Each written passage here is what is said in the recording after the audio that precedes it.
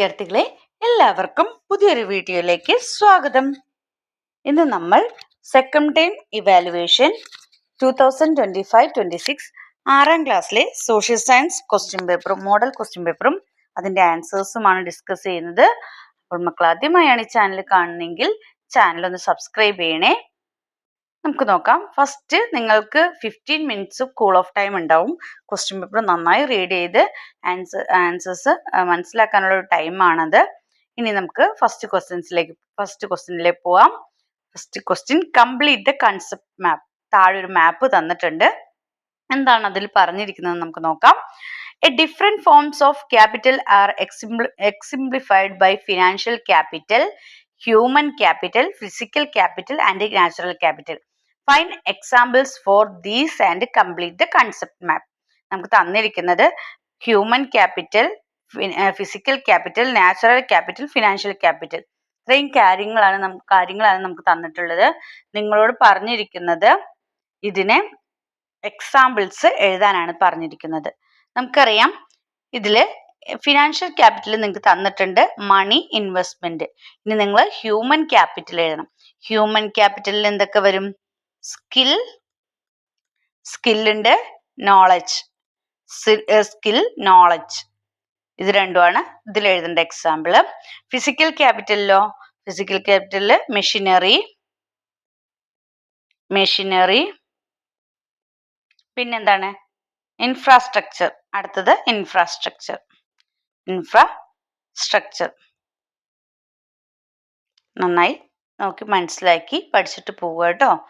അപ്പൊ ഈ ഒരു ഭാഗത്തു നിന്ന് ഒരു ക്വസ്റ്റ്യൻ ഷുവർ ആണ്. Human capital, physical capital, natural capital, financial capital. ഇതിൽ ഫിസിക്കൽ ക്യാപിറ്റൽ നമ്മൾ എഴുതി. ഇനി നാച്ചുറൽ ക്യാപിറ്റൽ. നാച്ചുറൽ ക്യാപിറ്റൽ എന്തൊക്കെയാണ്? റിസോഴ്സസും എൻവയോൺമെന്റും. Resources, environment.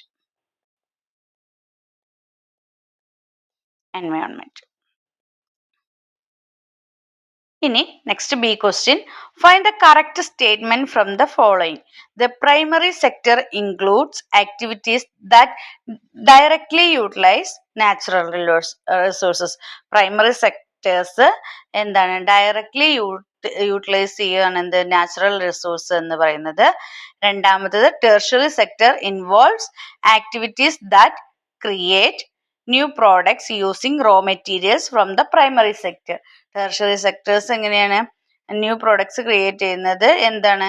പ്രൈമറി സെക്ടറിന്റെ റോ മെറ്റീരിയൽസ് യൂസ് ചെയ്തിട്ടാണ്. സി പറയുന്നത് the primary sector is the sector that provide support to economic activities in the secondary and tertiary sectors. ഇത്രയാണ് തന്നിരിക്കുന്നത്.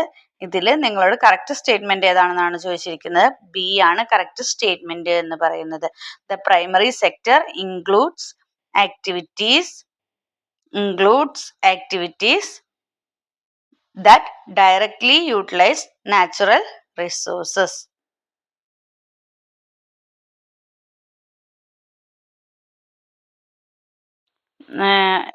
ബി അല്ല, എ ആണ് ശരിയായ ഉത്തരം. ബി അല്ല, എ ആണ് കേട്ടോ. A. The primary sector includes activities that directly utilise natural resource. ഇതാണ് കറക്റ്റ് സ്റ്റേറ്റ്മെന്റ് ആയിട്ടുള്ളത്. ഇനി രണ്ടാമത്തെ ക്വസ്റ്റ്യൻ നോക്കാം. Production is the process of making goods and services need for people. നമുക്ക് തന്നിരിക്കുന്നത് facts related to production and factors of production are given below in a disordered manner. Find and write one that is correctly matched. A കോളത്തിൽ നിന്ന് B കോളത്തിലേക്ക് match ആയിട്ടുള്ളത് correct match ചെയ്യാനാണ് പറഞ്ഞിരിക്കുന്നത്. ഇത് ഏതൊക്കെ തമ്മിലുള്ള ഫാക്ട്സ് ആണ് തന്നിരിക്കുന്നത്? Production and factors of production are given below അല്ലേ? അപ്പോൾ നമുക്ക് നോക്കാം. First one, uses physical and intellectual labour. Uses physical and intellectual labour. ഇതിന് ഏതാണ് ചേരുന്നത്? ദ ലേബറർ അല്ലേ? സി ആണ് കറക്റ്റ് എഴുതേണ്ടത്. Second question, the reward four capital in production process. Interest ആണ് അല്ലേ? Reward four capital in production process. A ആണ് ശരിയായ ഉത്തരം. ഇനി മൂന്നാമത്തെ, the factor of production that provides the necessary physical infrastructure for production. ഏതാണ്? ഓർഗനൈസേഷൻ. ഓർഗനൈസേഷൻ ആണ്. A person who takes the leadership in implementing A new business idea. New business idea implement ചെയ്യാൻ വേണ്ടി അല്ലെ, A person who takes the leadership. ഏതാണ് leadership എടുക്കുക? ഏതാണ്?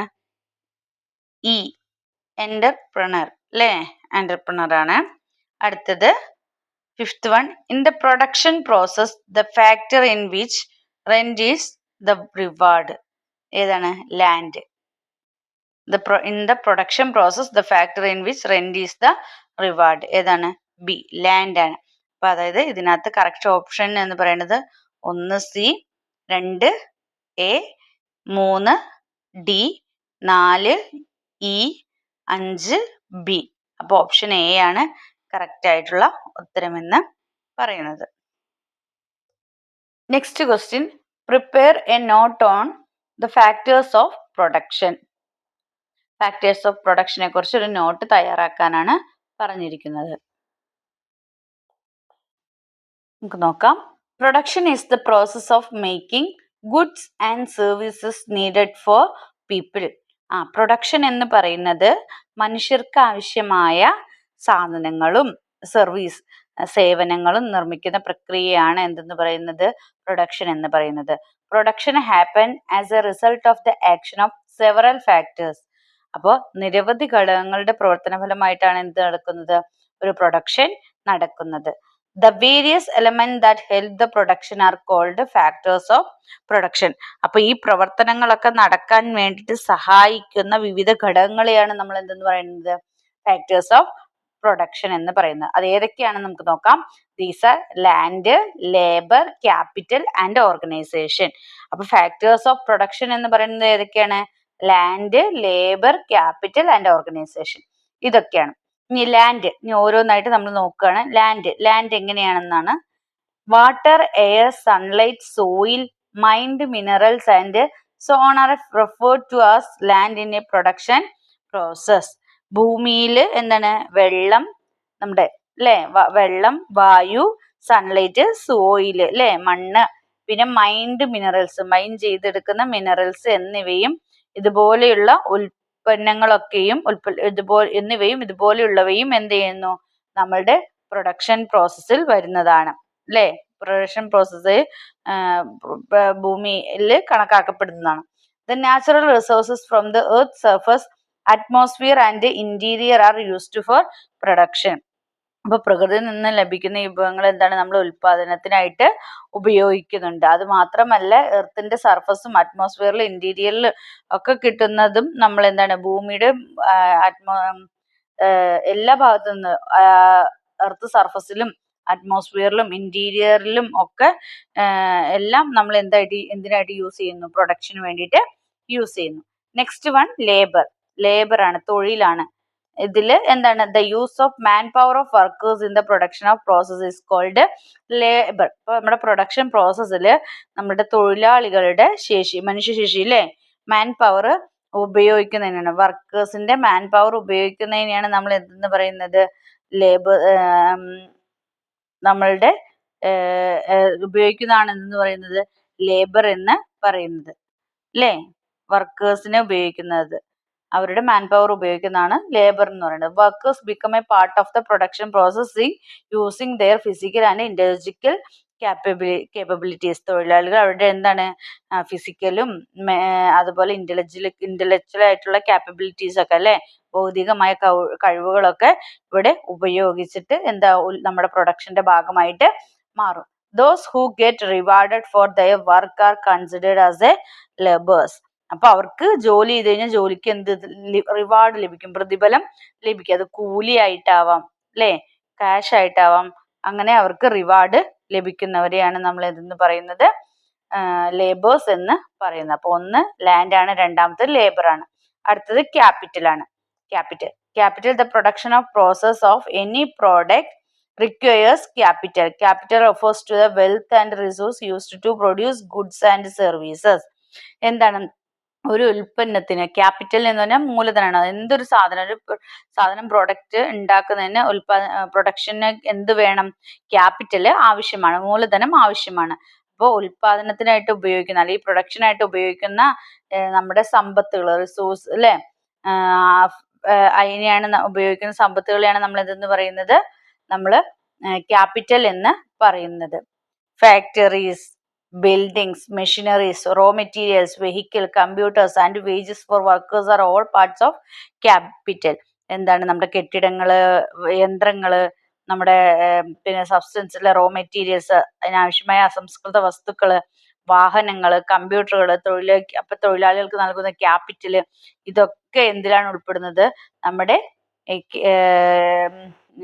തൊഴിലാളികൾക്ക് നൽകപ്പെടുന്ന cash അല്ലേ, അതൊക്കെ എന്തിലാണ് ഉൾപ്പെടുന്നത്? ഈ ക്യാപിറ്റലിലാണ് ഉൾപ്പെടുന്നത്. ഇതൊക്കെ മൂലധനത്തിൽ ഉൾപ്പെടുന്നതാണ്. നെക്സ്റ്റ് വൺ എന്ത് പറയുന്നത്? ഓർഗനൈസേഷൻ ആണ്. അപ്പൊ ഏതൊക്കെ ഫാക്ടേഴ്സ് ആണ് നമ്മൾ നോക്കുന്നത്? ഫാക്ടേഴ്സ് ഓഫ് പ്രൊഡക്ഷനിൽ ഏതൊക്കെയാണ് വരുന്നത്? Land, labour, capital. അടുത്തതാണ് ഓർഗനൈസേഷൻ, സംഘാടനം. Organisation is the coordination factors production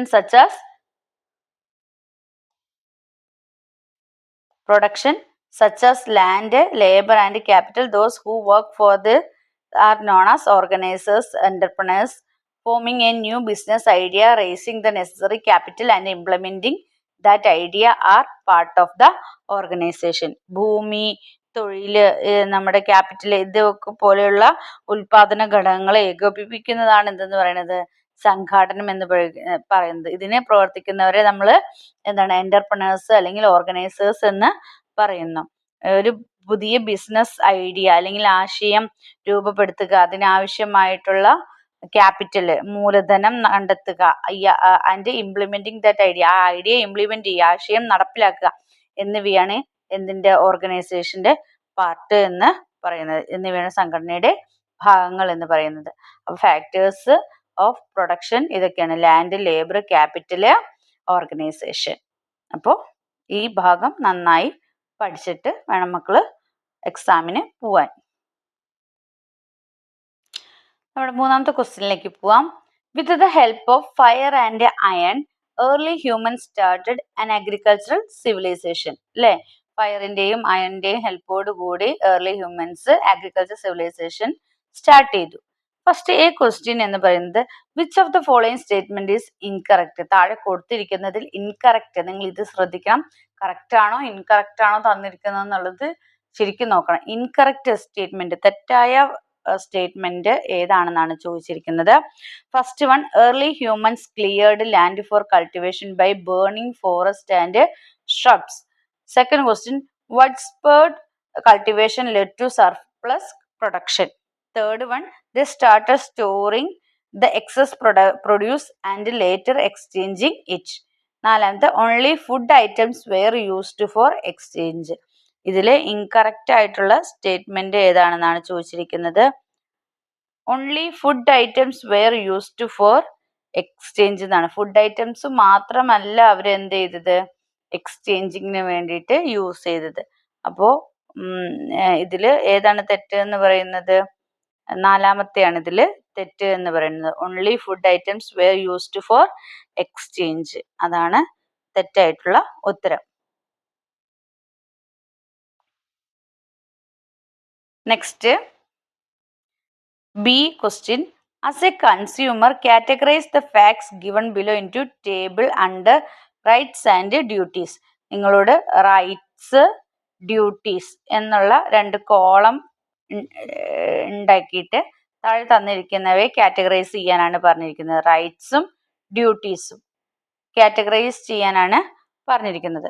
തൽക്കാലം നിങ്ങളിങ്ങനെ കോളം വരച്ചിട്ട് ചെയ്യാം. ഞാൻ കാണിച്ചു തരാം എങ്ങനെയാണ് ചെയ്യുക. അപ്പൊ റൈറ്റും ഡ്യൂട്ടീസും തൽക്കാലം ഞാൻ എഴുതി പോകാം.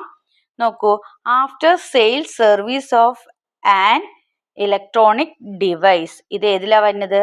റൈറ്റ്സിലാണ് അല്ലേ, റൈറ്റ്സിലാണ്. ചെക്കിംഗ് ദ MRP, ഇത് ഏതാണ്? ഡ്യൂട്ടീസ് ആണ്, ഡ്യൂട്ടീസ് ആണ്.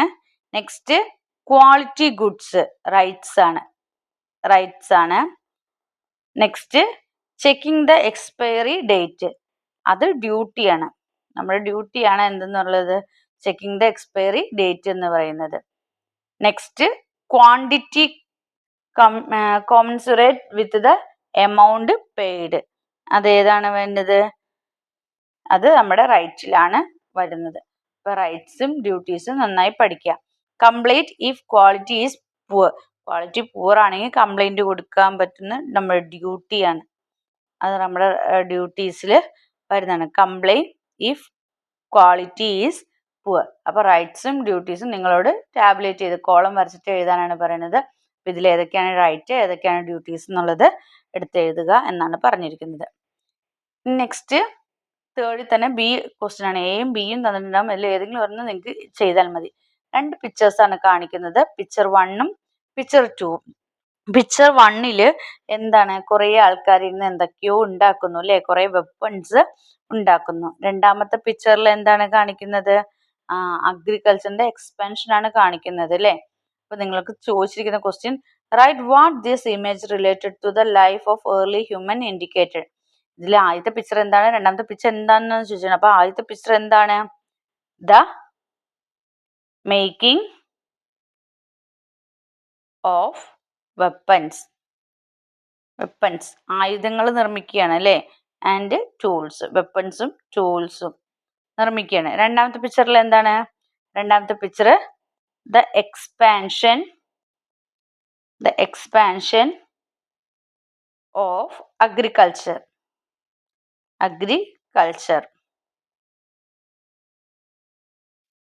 ഇത് രണ്ടുമാണ് ഇതിൽ പറയുന്നത്. B question, analyze the above pictures and prepare a note on the evolution of human society from agriculture to trade and industry.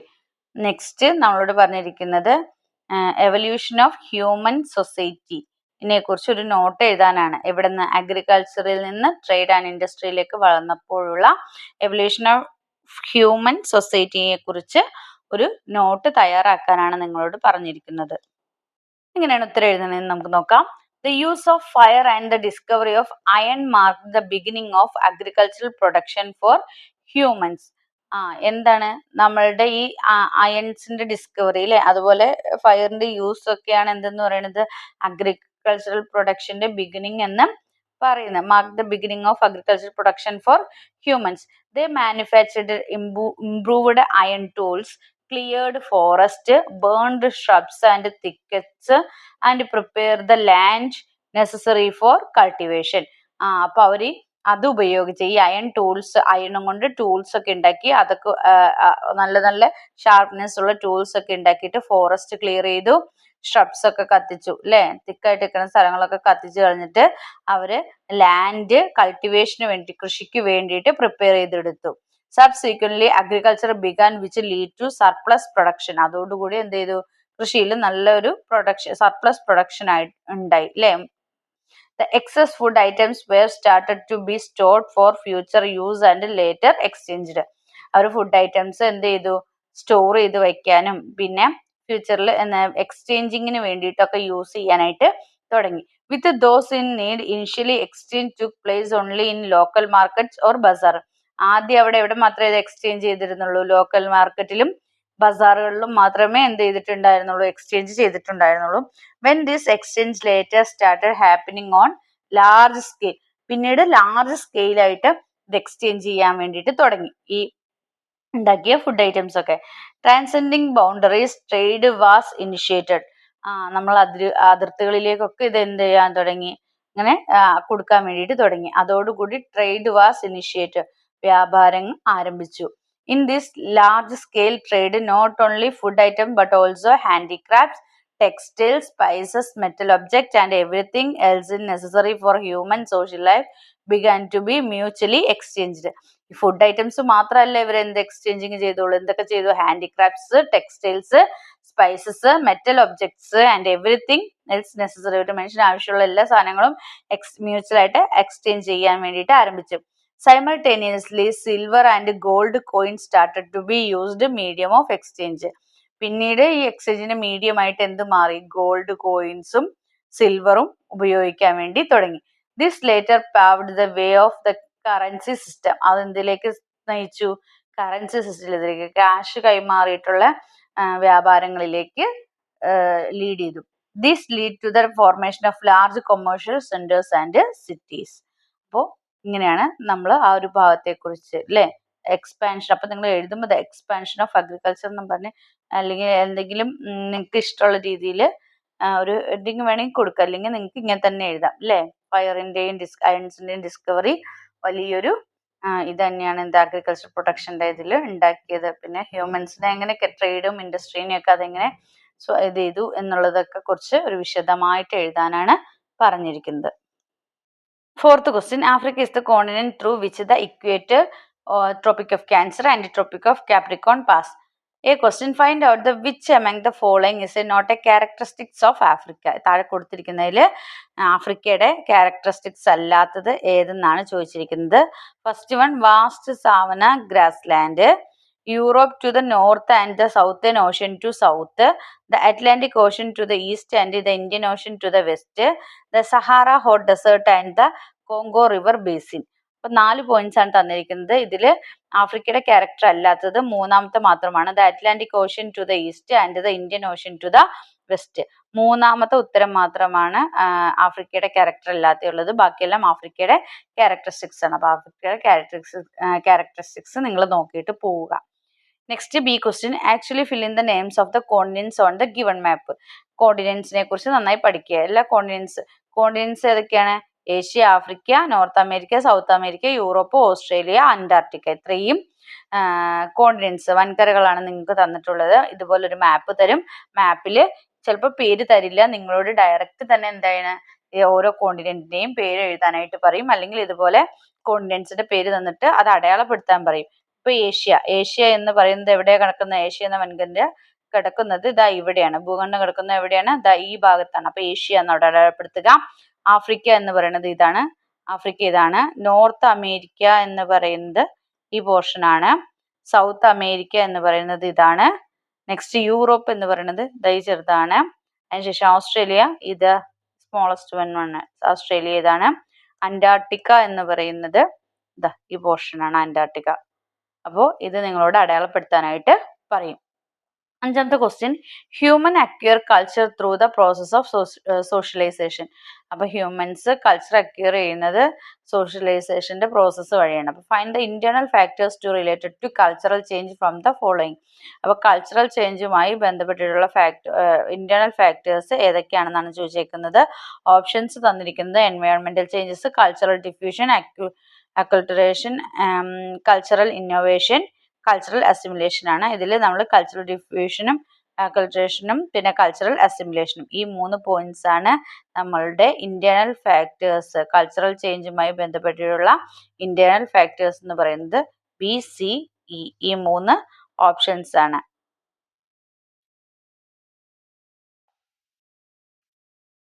Next B question, add necessary information to the discussion on how the development of new media influences our cultural aspect like food and clothing.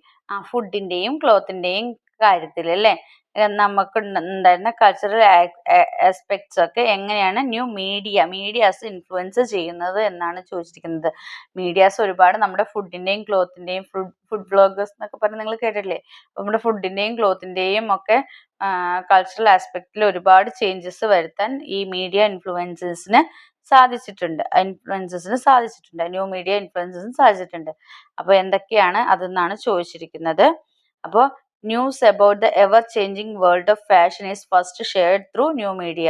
എന്ത് fashion ആണെങ്കിലും എന്ത് ചേഞ്ചാണ് വന്നിരിക്കുന്നതിനും first share ചെയ്യപ്പെടുന്നത് ഏത് വഴിയാണ്? New media വഴിയാണ് അല്ലേ? New media influence every one equally. New media influencers എല്ലാവരെയും ഒരുപോലെ തന്നെയാണ് എന്ത് ചെയ്യുന്നത്? ഈക്വലി ഇൻഫ്ലുവൻസ് ചെയ്യുന്നുണ്ട്. People imitate new media experience in their own lifes. New മീഡിയയിൽ നിന്ന് വരുന്ന എക്സ്പീരിയൻസസ് പീപ്പിൾസ് അവരുടെ ജീവിതത്തിൽ തന്നെ എന്ത് ചെയ്യും? ഇമിറ്റേറ്റ് ചെയ്ത് നോക്കും. അപ്പൊ ന്യൂ മീഡിയ, സോഷ്യൽ മീഡിയ എന്നൊക്കെ പറയുന്നത് അല്ലേ നമ്മുടെ നല്ലപോലെ നമ്മുടെ ഫുഡിന്റെയും ക്ലോത്തിന്റെയും എല്ലാ കാര്യത്തിലും ഇതുവരെ ഉണ്ടായിരുന്ന കൾച്ചറിലൊക്കെ ചേഞ്ച് വരുത്തിയിട്ടുണ്ട്. Next 6th question, thinai were divided into 5 based on geographical features. നമ്മുടെ ജിയോഗ്രഫിക്കൽ ഫീച്ചേഴ്സിന്റെ ബേസിൽ തിണകളെ 5ആയിട്ട് തിരിച്ചിട്ടുണ്ട്. നമ്മൾ പഠിച്ചിട്ടുണ്ട്. ഏതൊക്കെയാണ്? നെയ്തൽ, പാലൈ, മുല്ലൈ, കുറിഞ്ചി, മരുതം അല്ലേ? ഇങ്ങനെ 5ആയിട്ട് തിരിച്ചിട്ടുണ്ട്. അപ്പൊ നമുക്ക് ഫസ്റ്റ് ക്വസ്റ്റ്യൻ നോക്കാം. Find the incorrect characteristics of the thinai from the following. താഴെ പറഞ്ഞിരിക്കുന്നതിൽ തിനൈനെ കുറിച്ച് ഇൻകറക്റ്റ് ആയിട്ടുള്ള ക്യാരക്ടറിസ്റ്റിക്സ് ഏതാണെന്നാണ് ചോദിച്ചിരിക്കുന്നത്. തെറ്റായ സ്വഭാവ സവിശേഷത ഏതാണെന്നാണ് ചോദിച്ചിരിക്കുന്നത്. The coastal region was known as Neithal. അത് ശരിയാണ് അല്ലേ? കോസ്റ്റൽ റീജിയനെ പറയുന്നത് നെയ്തൽ എന്നാണ്. തീരദേശത്ത് താമസിക്കുക അല്ലേ? Agriculture field were known as Palai. അവർ പാലൈ എന്നാ പറയുന്നത്. അഗ്രികൾച്ചർ ഫീൽഡിൽ ആണോ? അല്ല, അതാണ് റോങ് സ്റ്റേറ്റ്മെന്റ്. അതാണ് തെറ്റായത്. Grassland and bushes were known as Mullai. അത് ശരിയാണ്. Forest and mountains were known as Kurinji. അതും ശരിയാണ്. അപ്പോ ഏത് ഓപ്ഷനാണ് നമ്മൾ എഴുതേണ്ടത്? രണ്ടാമത്തെ ഓപ്ഷനാണ് ഇൻകറക്റ്റ് ആയിട്ടുള്ള സ്റ്റേറ്റ്മെന്റ് എന്ന് പറയുന്നത്. ഇനി B question, write the means of livelihood for the following thinais the corresponding column. അവരുടെ ലൈവ്ലിഹുഡ് ഏതാണ് ആ തിനകളുടെ എന്നാണ് ചോദിച്ചിരിക്കുന്നത്. നെയ്തൽ അവരുടെ എന്താണ് ജോലി? Fishing and salt extraction. മീൻപിടുത്തവും പിന്നെന്താണ് ഉപ്പ് എക്സ്ട്രാക്ട് ചെയ്തെടുക്കുന്നത്, ഉപ്പ് സംസ്കരിച്ചെടുക്കുന്നതുമാണ് അവരുടെ ജോലി എന്ന് പറയുന്നത്. Palai robbery and പ്ലൻഡർ.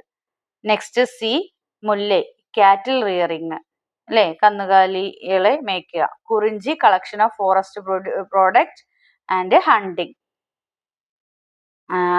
ഫോറസ്റ്റ് പ്രോഡക്റ്റിനെ കളക്ട് ചെയ്യുക, അതുപോലെ ഹണ്ടിങ്ങും. പിന്നെ മരുതം അഗ്രികൾച്ചർ. ഇതാണ് അവരുടെ തൊഴിലുകൾ എന്ന് പറയുന്നത്. ഇനി സിക്സ്ത് ക്വസ്റ്റ്യൻ, ബി ഓപ്ഷൻ ഉണ്ട്. The disintegration of Perumal paved the way for new political situation. Prepare a note on what is the new political situation was. എന്തായിരുന്നു പുതിയ പൊളിറ്റിക്കൽ സിറ്റുവേഷൻ എന്നാണ് ചോദിച്ചത്. ഏതാണ്? Perumals paved the way for new political situations. അപ്പോൾ പെരുമാൾ ഭരണകൂടം എന്താണ് ക്ഷയിച്ച ശേഷം പുതിയൊരു രാഷ്ട്രീയ സംവിധാനത്തിലേക്ക് അത് മാറി അല്ലേ? ന്യൂ പൊളിറ്റിക്കൽ സിസ്റ്റം രൂപം കൊണ്ടു. അപ്പോൾ അതിനെക്കുറിച്ച് എഴുതാനാണ് പറഞ്ഞിരിക്കുന്നത് നിങ്ങളോട്. അപ്പൊ എന്താണ് നമുക്ക് നോക്കാം. The Perumal rule began to disintegrate at the beginning of the 12th century. 12ാം നൂറ്റാണ്ടിന്റെ ആരംഭത്തിൽ തന്നെ എന്ത് ചെയ്യാൻ തുടങ്ങി? പെരുമാൾ ഭരണകൂടം എന്ത് ചെയ്യാൻ തുടങ്ങി? ഡിസിൻറ്റഗ്രേറ്റ് ചെയ്യാൻ വേണ്ടിയിട്ട് തുടങ്ങി. അതായത് ക്ഷയിക്കാൻ വേണ്ടി തുടങ്ങി. This lead to new political system. അത് എന്തിന് കാരണമായി? പുതിയൊരു പൊളിറ്റിക്കൽ സിസ്റ്റം, രാഷ്ട്രീയ സംവിധാനത്തിലേക്ക് അതിനെ നയിച്ചു. The Nadus that were the part of the Perumal kingdom later came to known as Naduvazhi Swaroopams and these were under the control of Naduvazhis. എന്താ പറഞ്ഞിരിക്കുന്നത്? പെരുമാൾ രാജ്യത്തിന്റെ ഭാഗമായിരുന്ന നാഡൂസ്, അതായത് നാടുകൾ പിന്നീട് എന്താണ് നാടുവാഴി സ്വരൂപംസ് എന്ന് അറിയപ്പെട്ടു. അപ്പൊ പെരുമാൾ രാജ്യത്തിന്റെ ഭാഗമായിരുന്ന നാടുകൾ അത് പിന്നീട് നാടുവാഴി സ്വരൂപങ്ങൾ എന്ന് അറിയപ്പെട്ടിരുന്നു. ഇവിടെ നിയന്ത്രണം ആരുടെ കയ്യിലായിരുന്നു? നാടുവാഴികളുടെ കയ്യിലായിരുന്നു. നാടുവാഴീസിന്റെ കയ്യിലായിരുന്നു നാടുവാഴി സ്വരൂപംസിന്റെ കൺട്രോൾ എന്ന് പറയുന്നത്. Swaroopams were self-governing region that existed based on the Marumakkathayam system. സ്വരൂപങ്ങൾ സ്വയംഭരണ പ്രദേശങ്ങളാണ്. സെൽഫ് ഗവേണിംഗ് റീജിയൻസ് ആയിരുന്നു. അപ്പൊ സ്വരൂപങ്ങൾ എന്ന് പറയുന്നത് സ്വയംഭരണ പ്രദേശങ്ങളായിരുന്നു, അല്ലെങ്കിൽ സെൽഫ് ഗവേണിംഗ് റീജിയൻസ് ആയിരുന്നു. അവര് മരുമക്കത്തായം സംവിധാനത്തെ അടിസ്ഥാനമാക്കി നിലനിന്ന് വന്നവരാണ്. Joint families based on the Marumakkathayam system control the Swaroopam. Marumakkathayam സംവിധാനത്തെ അടിസ്ഥാനമാക്കി കൂട്ടുകുടുംബങ്ങളാണ് സ്വരൂപങ്ങളെ നിയന്ത്രിച്ചിരുന്നത്. അപ്പൊ കൂട്ടുകുടുംബങ്ങളാണ് സ്വരൂപങ്ങളെ നിയന്ത്രിച്ചിരുന്നത്. Marumakkathayam was a system by which right of inheritance was passed to the son of their sister in the family. അപ്പോ ഈ കൂട്ടുകുടുംബങ്ങളാണ് സ്വരൂപങ്ങളെ നിയന്ത്രിച്ചിരുന്നതെന്ന് നമ്മൾ പറഞ്ഞു. അപ്പൊ മരുമക്കത്തായം എന്നത് കുടുംബത്തിലെ അവകാശങ്ങൾ സഹോദരിയുടെ മക്കൾക്ക് പകർന്നു നൽകുന്ന ഒരു അവകാശ കൈമാറ്റ പ്രക്രിയയാണ്, കൈമാറ്റക്രമമാണ്. അതായത് കുടുംബത്തിലെ അവകാശങ്ങൾ, മരുമക്കത്തായം എന്ന് പറഞ്ഞാൽ കുടുംബത്തിലെ അവകാശങ്ങൾ സഹോദരിയുടെ മക്കൾക്ക് പകർന്നു നൽകുന്ന ഒരു അവകാശ കൈമാറ്റക്രമമാണ്.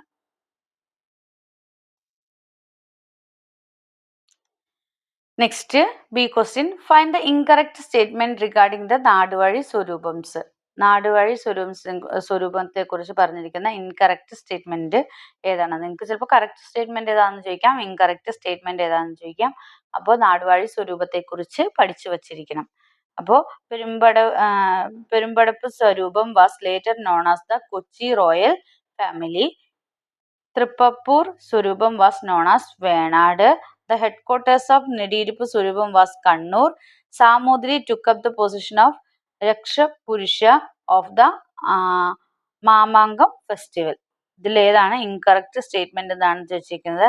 ഇതാണ് ദ ഹെഡ്ക്വാർട്ടേഴ്സ് ഓഫ് നെടിയിരുപ്പ് സ്വരൂപം വാസ് കണ്ണൂർ എന്നുള്ളതാണ് റോങ് ആയിട്ടുള്ള സ്റ്റേറ്റ്മെന്റ്, ഇൻകറക്റ്റ് സ്റ്റേറ്റ്മെന്റ്.